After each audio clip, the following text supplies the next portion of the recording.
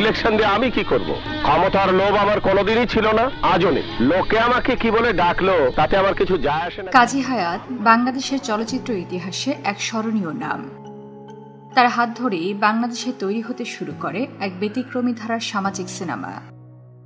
অথচ কাজী হায়াৎ নিতান্তই সাদামাটাভাবে পরিচালক হিসেবে গড়ে উঠেছিলেন। তাই শুরুর দিনগুলোতে কেউই ভাবেনি এমন প্রভাবশালী পরিচালক হয়ে উঠবেন তিনি। আজকে আমরা কাজী হায়াতের পরিচালক হয়ে ওঠার গল্পই শুনব। না, তুমি কিন্তু ইদানিং বড্ড বেয়াড়া হয়ে যাচ্ছ।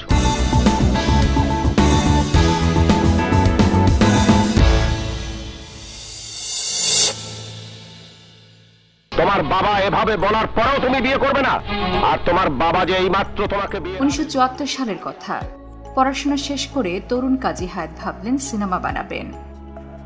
তাই চাকরি নিয়ে তেমন মাথা না ঘামিয়ে হাজির হলেন এফডিসিতে এবং সেখানে দিনের পর দিন কাজের খোঁজ করলেন তিনি। একসময় ভাগ্য সুপ্রসন্ন হল।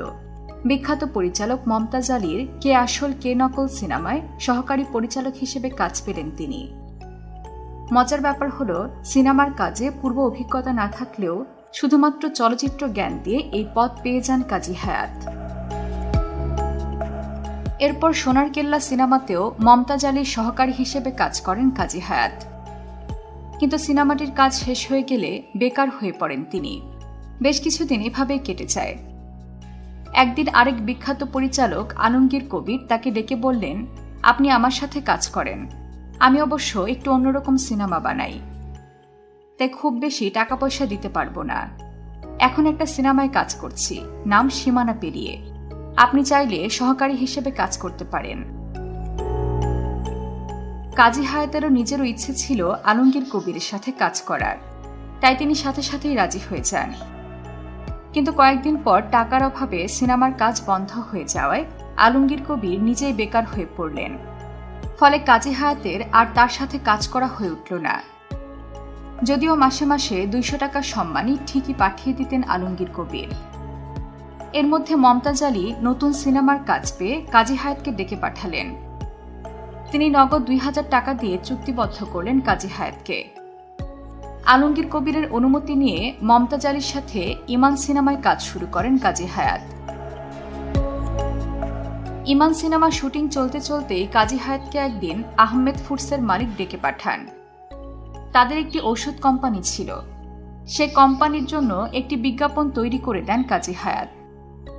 স্বল্প টাকার মধ্যে দারুণ কাজ করে আহমেদ সাহেবকে মুগ্ধ করে দেন কাজী হায়াত। আর সে কারণেই কাজী হায়াতকে সিনেমা তৈরি করার প্রস্তাব দেন আহমেদ সাহেব। সিনেমা নির্মাণের প্রস্তাব পেয়ে দ্বিধা করেননি কাজী হায়াত। অভিজ্ঞতা কম হলেও তিনি ছিলেন মেধা আর উৎসাহে ভরপুর একজন তরুণ। সে উৎসাহ থেকেই তিনি এক ব্যতিক্রমী গল্প নিয়ে নির্মাণ করেন দ্য ফাদার সিনেমাটি। আর এভাবেই বাংলা সিনেমায় এক অবিস্মরণীয় যাত্রা শুরু হয় কাজী হায়াতের। সিনেমা নির্মাণ করলেও এটি মুক্তি দিতে গিয়ে দারুণ দুর্ভোগে পড়েছিলেন কাজী হায়াত। দারুণ প্রশংসিত হলেও কেউই সিনেমাটি মুক্তি দিতে আগ্রহী হচ্ছিলেন না। এজন্য প্রচুর অপমানের শিকারও হন কাজী হায়াত। তার প্রথম সিনেমা নির্মাণের গল্প জানতে ক্লিক করুন ইনস্ক্রিনে দেওয়া ভিডিওতে।